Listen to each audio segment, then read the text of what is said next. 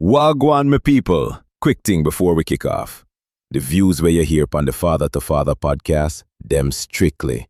The hosts, guests, and contributors. Them now represent Catholic Notebook, Spirit Stream Studios, the diocese, university, or any affiliated groups, you see me?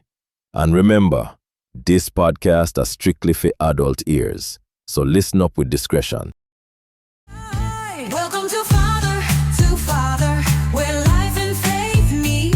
A place for the soul, where wisdom speaks.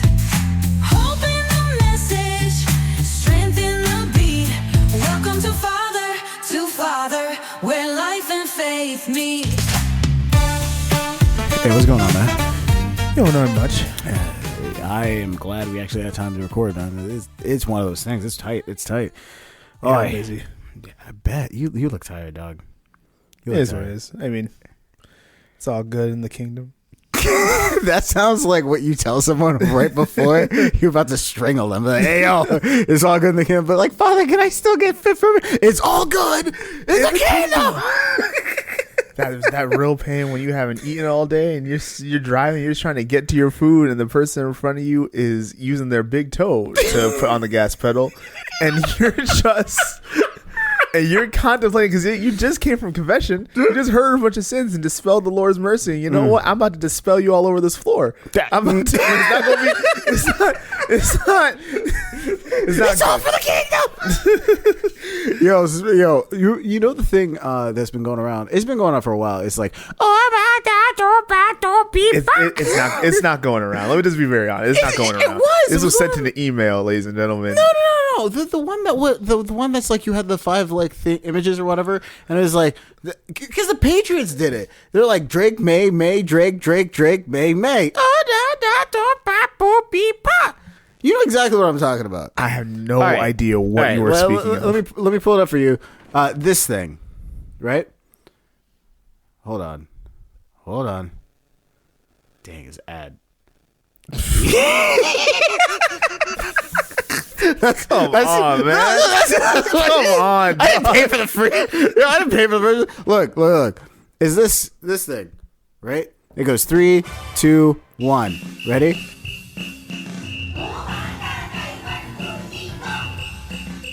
Can you say blue, red, blue? That's not what you described at all. It's the same thing. That's exactly what I said. Like, But you get it, right? Yeah. All right, fine. Well, I want you to do one. I think it'll be fun. It'll be fun. Here. Let's start.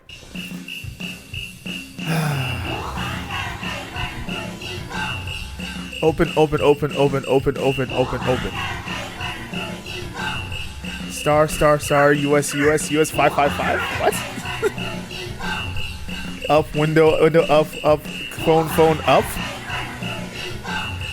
Second. Give. What is this? Open up 2 windows. Give us $5. What?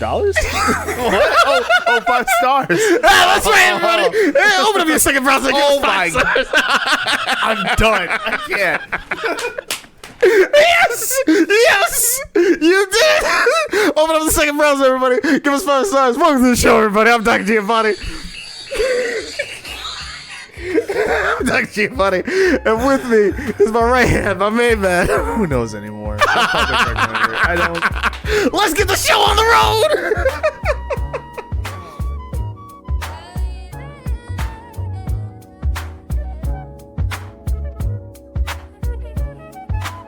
Yo, Father Greg, Dr. G, what's good? I know it sounds clear, I know it's misunderstood. The story's wild, yes, out there, no doubt. But just lean in close, just hear me out. Ready for hear me out? Hear me. It's been rough. It's okay. But hear me out. 5 stars, you did nothing wrong. 1 star, we got Confessions on Thursday. And if you're curious to doing Confession on Thursdays, let us know. CatholicNotebook.org/father2father. That's CatholicNotebook.org/F2F. Are you happy, Father Greg? Yes, I am, because everybody can understand your diction. Pause. I said it correctly. But hear me out. I didn't crash the wedding. I just need a closure. My name is Lauren. Longtime listener, First time confessor, and I genuinely didn't think what I did was crazy. Yo. If you actually understand the emotions behind it, my best friend Emily got married last month. Beautiful wedding, gorgeous church, flowers, everything, people crying, the whole thing. And I was there from the beginning, helping, planning, dresses, baby shower, strippers, the whole nine. But the whole day, there was tension in my chest because of him. The history, the years of knowing each other, the late conversations, the times where I was there for him when nobody else would even listen, when he was overwhelmed, sick. I was there and no one else was. Don't look at me like that. Don't do that. I just got questions. That's it. People act like relationships only count if you're officially dating someone.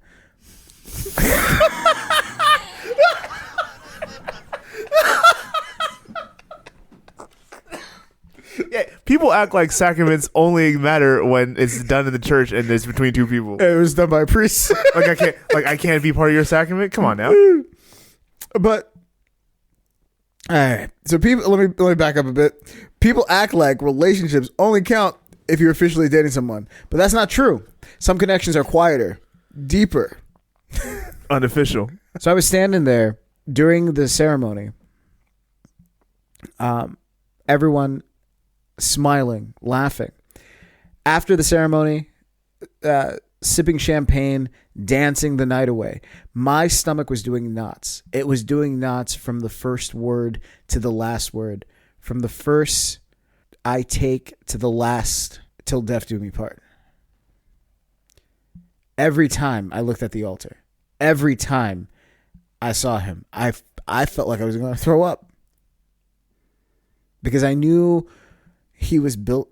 I knew what he was building, and it wasn't with me. And we never actually talked about it. And we had to act like there was nothing ever between us. I tried to be normal. I really did. Father Greg, I tried. And I couldn't hold on anymore. So I figured, what the heck? One last time. Okay, Dominic Toretto. What do you mean one last time? Just a conversation. At the wedding? I quietly slipped upstairs Oh no. to the room where he was, and I figured we could talk private, like adults.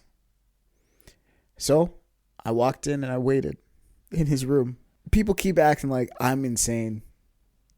But what was I supposed to do? Interrupt the ceremony and be like, hey, can we talk about this? That would be insane. I sat there and I just started my deep breathing exercises. And I tried to calm down. And I kept thinking about all the moments we had.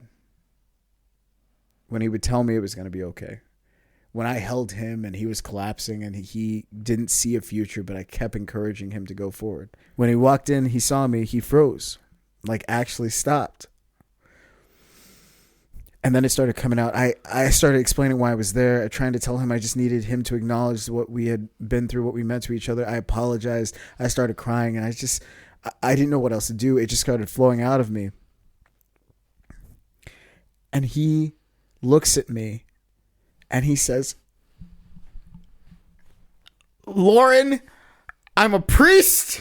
This is not okay. Ain't no... Which honestly felt like the biggest gaslight of my life.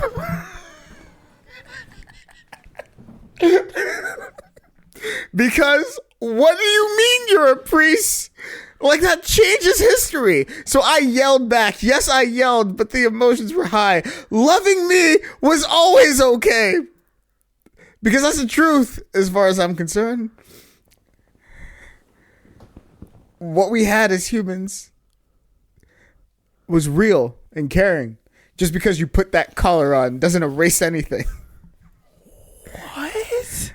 Next thing I know, I kind of blacked out a little bit. Security was dragging me out. Oh. It was late. They let me go. but I had to stay the night at a different hotel. And apparently now there's a restraining order I got this morning, which I didn't even know priests could file. Yes, because we're I thought their people. whole thing was forgiveness, pastoral care, and their life is not their own. Oh my. Your Miss li- me with it. Miss me your- with all that. Your life doesn't belong to you anymore. Also doesn't belong to you. So that's where we are. Everyone's saying I crashed the wedding, ruined the reception, made father feel weird. No. It was never a wedding. It was an ordination. Huh? It was never a wedding. It was an ordination. It was a wedding. What are you talking about? He said, I'm a priest. Yes. He's celebrating the wedding. He was the celebrant for the wedding. Oh. Let me finish. Everybody acting like I crashed the wedding. But from my perspective, I tried to have an honest conversation with him. Is that a crime? Father Greg, you understand. Listen, I will not even. No. But hear me out. I didn't crash the wedding. I just needed closure. Do you need a recap? So here's the thing. TLDR, friend was getting married, da-da-da. The way she wrote it made it sound like she was talking about the groom. She knew what she was doing. She knew exactly what she was doing. She knew exactly what she was doing. My chest hurts. She made it sound like the groom. She was like, yo, all the times we've been together, da-da-da-da. I was like, oh, she needed closure. Like, it was actually really well done. Like, oh man, like you really been through a whole lot, and you just needed like to be able to understand why he chose someone else. Yeah, and you were so close. The part where I was just kind of like, she went to his room, his hotel room. Yeah. Got a key to the hotel room, opened it up, and just waited for him there. Yes. That was weird. And Because then the fact that he stopped mid-try was exactly what I would have done. he froze. I would have froze too. He froze. I would have froze like Animal Planet, dog. I'm like, I like- sense danger. Right? And he's like, I'm a priest. Lauren, I'm a priest. I would have closed that door so fast, my guy. She said, and I quote, which honestly felt like the biggest gaslight of my life. I would have been running like Jonathan Majors through the street, dog. With perfect, exceptional form. He called security. He's like, hey, security. She pulled him out of the they pulled her out of the room. Yep. Filed a police report the same day, got a restraining order. Yes. And she's just like, I didn't even know priests could do restraining orders. We can do a whole lot more too. Watch, keep pushing. So that's where she's at. Golly. I'm gonna give you runway. What do you think? My goodness. Okay. Lauren. Right? Lauren, I know we're joking around a whole lot. I know we got a whole lot of opinions. I got a whole lot of opinions. I am not using this opportunity to lampoon you. Obviously, you felt a certain type of way about your relationship with this individual. And I'm also going to give you the benefit of the doubt because I am listening to this and I am actually taking it in and processing. I'm not saying that you didn't have a legitimate, intimate relationship with this priest. I'm not going to go ahead and say what happened, what didn't happen. But the examples that you kicked out, taking care of him when he was sick, being there when no one else was around, being a shoulder to cry on, I can't tell you if a boundary got crossed. Maybe it did. Maybe it didn't. I don't know, so I'm not going to speculate. But I can say that at a certain point, this man, this priest, this individual, this human confided in you. Yeah. You having the blessing of being able to be seen and heard, not by a priest, but by another human being, that is something to celebrate. Yeah. And that's something that you deserve. All right? So let's just be let's just be real clear about it. I'm not lampooning you for this. But when we go a couple notches deeper, somewhere along the line, the intimacy started to change. It's like if, you got 2 glasses on the table, right? And you put food coloring in both glasses. It's just water. You got blue and you got pink. You're pink, he's blue. And then you pour a couple drops into him. He pours another couple drops into you. So on and so forth, back and forth. Right. Until eventually the glasses are all completely mixed. How will you ever separate the two ever again? What you are explaining to me is the simulation of the sacrament of marriage. When we say the sacrament of marriage, we mean the two stop becoming separate. They become one. What one does affects the other. This is something that you long for with this individual, but he's literally not free to marry. He's not free to give himself to you. And there was a time when your friendship really did mean something for not only him, but for you too as well. And I'm sorry that there's pain. I'm sorry that the separation hasn't completely made sense. I'm sorry that you feel like you've been cast aside. I am sorry that you feel that your emotions and your feelings haven't been seen or heard or respected, because I'm here to tell you that you have legitimate dignity and you deserve to be seen. However, compassion is defined as walking with someone. This priest can be compassionate to you. He cannot cradle your heart the way that you want it to be cradled, because he already is married to the church. That love is resigned for Jesus Christ and his bride, the church. And so for the rest of the time that you feel this way, give yourself the time and the freedom to let your heart break. Give yourself the time and the freedom to feel the things that you're feeling and to grieve, deeply grieve it. Because this man is 100% off the table, unless he decides to turn around and leave his bride for another. Okay. You're far more charitable than I'm about to be right now. Yeah, no. Listen. First and foremost, you were never in a relationship with him. I will say this, in a romantic relationship with him. He was upfront with you from the very beginning about what he was, the direction he was going, everything like that. You did the thing that I feel like is a trap for a lot of Catholic women, where they find a man who is very spiritual, like he is like living the Catholic life, and then they walk alongside him, and then there comes a point where it's testing the relationship. I will tell you something, or you're catching me in a moment that I can't control the environment around me, and I just say, this is who I am here, and you didn't run away. And that moment, rather than looking at that as just being simply, hey, he's opening up to me, that's it. This does not go past this moment. It goes, this is the first seed in a deeper relationship that will be here for the rest of my life. That's the problem. And I think that's the biggest trap that a lot of Catholic women fall into.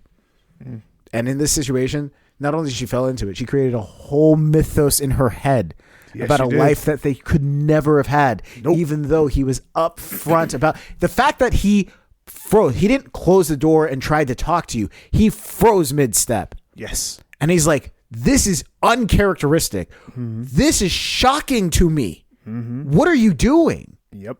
He called security. That's not a small mundane detail. Nah, you don't call security to usher someone to another place. It's just like, no, you didn't have the relationship you had. Is it tragic? Yes, because you felt like you did. But the reality is you didn't. Yeah. And so you had a lot of unresolved emotion that you knew if you would have told him at first, it would have been squashed and the relationship would have been over. But you allowed it to fester. And you saw him doing his job.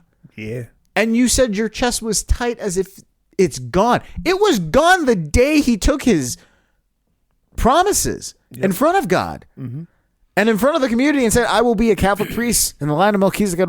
It was done there. Go see a therapist. Go outside. Go make some friends. And really leave him alone. Like this was too much for you. A lot of people think they're prepared to be in a deep relationship. A lot of women and a lot of men, women and men, struggle and say like, hey, I'm ready for it. I don't want these superficial. No. Superficial relationships are very important. Yes. They're very important. Talking about needless nonsense is great. Because it lets you know your barometer. Right. Because if you're like, oh, I want deep. Yeah, you want deep until you can't separate your emotional response from what's actually going on. Yep. So pause, re-rack, allow yourself that space. Because right now I'm giving you a 1. I'm giving you a 1. Because this is a festering thing that you knew was happening. And the reason why you knew that was happening, you didn't say it at the beginning, that he was a priest. You threw it in casually. You said, I'm a priest, Lauren. So what are we doing here? And then you're like, honestly, it's the biggest gaslight of my life.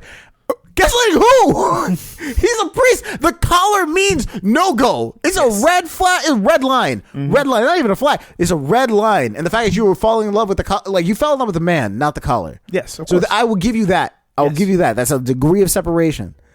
But still, the man, you cannot separate the man from the collar. They're one and the same. So stop it. With all Catholic love and charity as a sister in Christ, go to therapy. This is the perfect time for you to go to therapy. Yo, Father Greg, Dr. G, what's good? I know it sounds clear, I know it's misunderstood. The story's wild, yes, out there, no doubt. But just lean in close, just hear me out. Anyway, so one has to go. I'm going to give you 3 things, and then you have to eliminate one forever. For everybody, forever. For everybody? Everybody in the world? Everybody in the world. Forever. It's gone for everybody in the world forever. Oh, shoot. Okay? We're going to start off easy. And it's going to ramp up really quick. Okay? That's usually how it goes. All right. Okay. Pizza, music, or movies?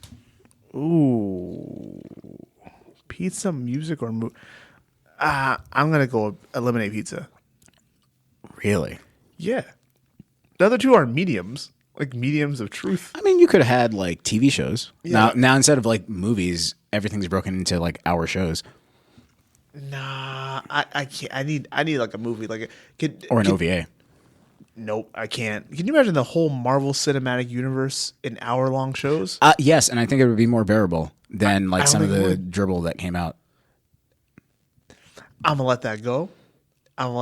You're going to tell me every single Marvel movie was a good movie? That's not what I'm saying. That's not what I'm saying. But every single one was a miss. Are you really hyping up Iron Man 3? That was a great movie. Every single one was a miss. Not everyone was a miss. All right, that's all I'm saying. So let's not do extremes. I said some of the dribble that came out. Some. All right, because now we got to ask ourselves like, which one was dribble? Because I'm not saying Iron Man 3 was actually okay. That was a good one. That was one with the Mandarin. That was okay. Listen, I don't watch a lot of movies, but I actually went to go see Iron Man 3 in theaters, right? Because the storyline was intriguing to me, right? They subverted the storyline as like, oh, the Mandarin was doing all this stuff, and then all of a sudden, I'm not really the Mandarin. I'm just Russell Brand doing the things, pretending to be someone I'm not. And that's it. Like, dude, you wasted all that buildup for like a bad payoff. I mean, the bad guy actually explained himself too. He's like, oh, we don't have to be we can be more subtle about things like that. We don't really have to go ahead and do the whole big bad thing. He's the guy who looks like he's the big bad, but really it's just me. The whole movie, he was making so much sense, and he was actually taking Tony toe to toe. Oh, yeah. And it was making so much sense until you got to the reveal, and then it just fell apart. Yeah, and Tony thought that he was fighting the real bad guy, and he wasn't. Which frees the other dude up to do exactly what he wants to, which he did. It was pointless. Also, there was a whole situation of him going through that whole growth of mental health of like, hey, I have actual PTSD and I'm having panic attacks. He never addressed it. He had actual panic attacks. He never addressed it. You know how he addressed it? He's He's the like, bad guy. he's just like, I need to fight more bad guys. That's what his conclusion was, is need to fight more bad guys. But there's also like the ability to go ahead and let go of things that he can't control. So, but he never really addressed it. That's kind of Again, no, he was just sitting there going like, if, you know what? Forget it. I'm sick and tired of following the rules. I've been nice so far. I'm going to do it my way now. That's not addressing the issue. I mean, it kind of did work, and he ended up blowing up a lot of his suits.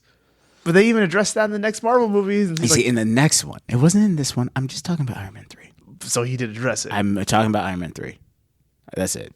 You said pick a movie. I gave you an example. We're moving on. Wow. All right. Wow. All right. Next three: smartphone, internet, and cars.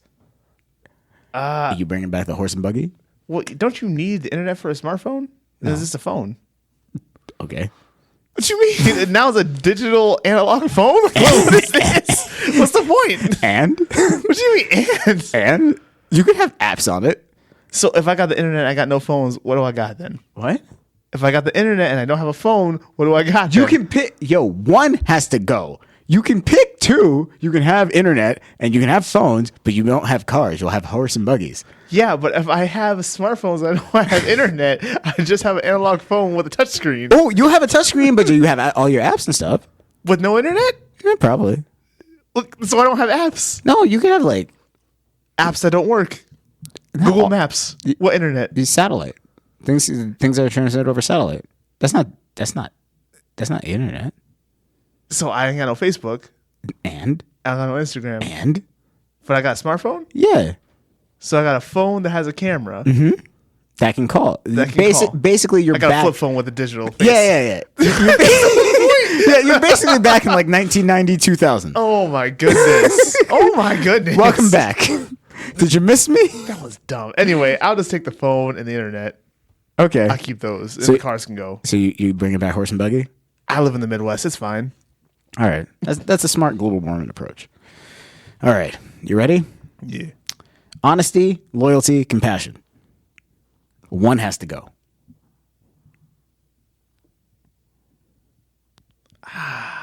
You see the music has intensified in the background. Honesty, loyalty, and compassion. One has to go for the entirety of mankind. Yo. I told you it was going to ramp up. Honesty, loyalty, and compassion. 3, 2. Compassion and no, loyalty's gone. Loyalty's gone. Loyalty's. Oh, Yeah. shoot. So standing by someone. So ain't nobody loyal no more. Yeah. You know Nobody's what? loyal anymore. Nobody's loyal anymore. Everybody's on term contracts like the NFL. But we're all compassionate. You wasn't gonna get punched in the face, but there would be somebody. Yeah, have you seen those smacking competitions when Yeah. someone smacks you in the face and the dude Yeah. you get smacked so hard you pass out? Yeah. It's like society is now going to smack you in the face with honesty, but there's going to be two people behind you to make sure that when you fall, you don't hit your head and like lay you down gently. Have you seen them? Like What? they get the dudes fall, and they just kind of like, and they kind of catch him. It's like let him down slow, and they just kind of let him down the floor and let him feel what he just felt, and eventually he'll come to. Like that's it. That's not. You know what? If we can get if it was up to me, we get rid of compassion. We keep loyalty and honesty. We'll be good. No one's surprised. We'll be good. We'll be good. Yo, okay. Water, sunlight, or oxygen? You need all of those things. You got to pick one. Water, sunlight, or oxygen? Wait, so if there's no sunlight, is it just nighttime all the time?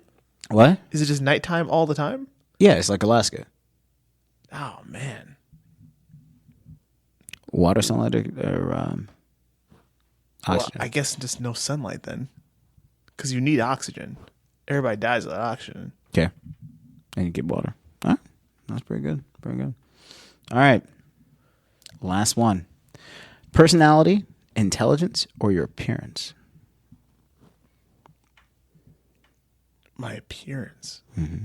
So I don't understand. How is my appearance? Personality, intelligence, or appearance? So appearance is, if I choose appearance to be gone, it's gone for. It's the your whole world? like so basically no one has like a sense of appearance. Like you're not gonna notice anybody's face, bodily features. There's no way to recognize anybody.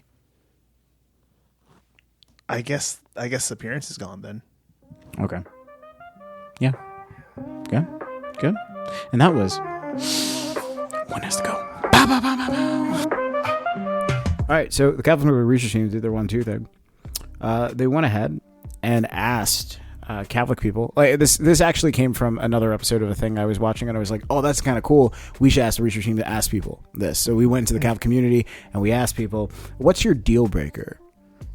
And they go, "Okay, yeah, no, we'll answer that." Deal breaker about what? Just being in a relationship. Oh, What's your deal breaker when it comes to relationships in general? And we left it open ended. It could be friendships, it could be romantic relationships, whatever they said. What's a deal breaker? So, someone says, my deal breaker is when you borrow my car and come back talking about, ha ha ha, so funny story.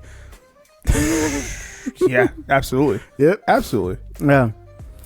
If I find out you knew my boyfriend was cheating, the only thing you told me was, girl, trust your intuition. Oh. Oh. Yeah, that's pretty terrible. That's a deal breaker. Like, you ain't gonna just tell me? Like, no. All right. Next one. If you say, I'm not messy, but in your house smells like wet dog and unresolved trauma. Oh, no. Where are you finding these people? Like, okay. This is just regular Catholic people, dog. Just regular Catholic people. The thing I've realized with the Catholic Number Research Team, people got a lot of things to say in the Catholic community. They just don't say it because they don't want to be called out in the moment. They're just like, you know what? I don't want to be ostracized by my community, but I'll tell you, this is what I think. This is what I think. If I introduce you to my crush and you start doing voice inflections I've never heard before.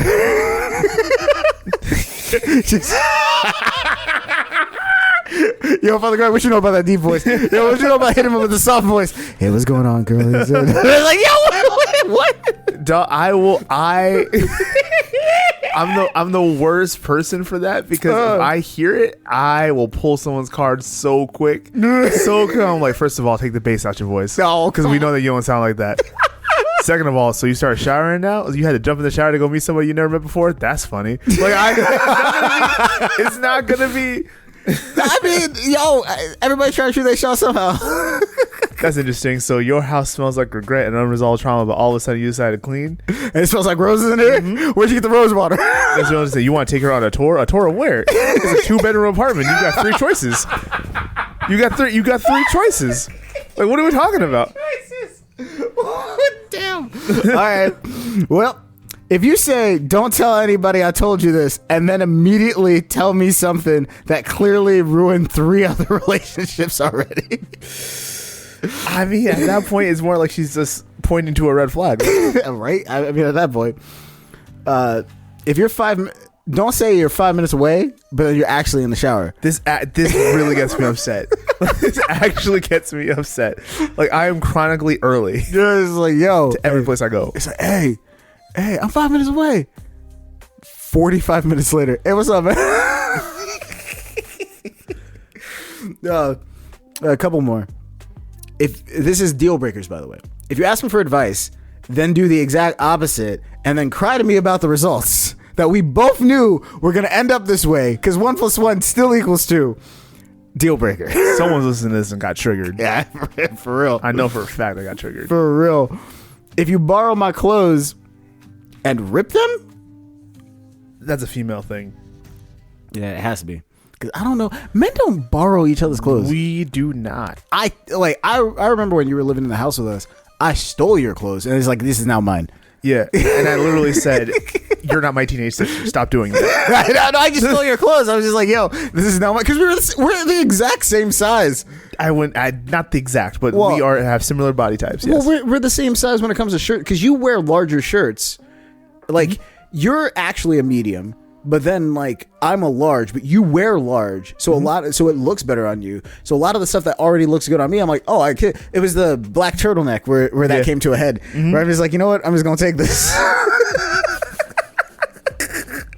was just like, I gotta take this. And the thing was, I asked Brittany, I'm like, hey, yo, thank you for buying me a turtleneck. She's like, I didn't buy you a turtleneck. For real, you just walked into my room and took it like it was an H&M, and it was dark in there like it was Hollister, and you're just like, oh, I'll just go shopping. I'll go shopping. Well, you had like 4. What were you gonna do with 4? I had 2, and I bought them because I needed a rotation. You had only 2? I thought you had 4. I had a cream one. I had a black one. That's it. Oh no, I just took the black one.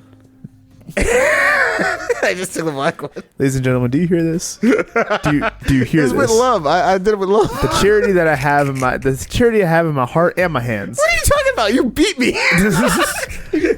That was charity. It could have been worse. So Facts. It could have been worse. It could have been worse. Yo, last couple. Remember, this is a deal breaker. If you're calling someone your enemy, but still check Instagram every 12 minutes, that's a deal breaker. yeah, I mean, at that point, it does matter to you what they think of you. Yeah, you're obsessed. Yeah. You're obsessed. Just admit it. Just admit it. All right, last one. If you say, I hate drama, and then proceed to cause or be in every bit of drama in the next 3 seconds, yeah, we're done. Yeah, that's a problem. Yeah. That's a problem. Shoot. It was a good show, ain't it? Always. Woo! For all of us here at Spiritual Studios, Catholic Notebook family, hey, we love you. You're very special. Go forth and bear good fruit. We out! Where life and faith meet. Father to Father is a production of Spirit Stream Studios. All rights reserved.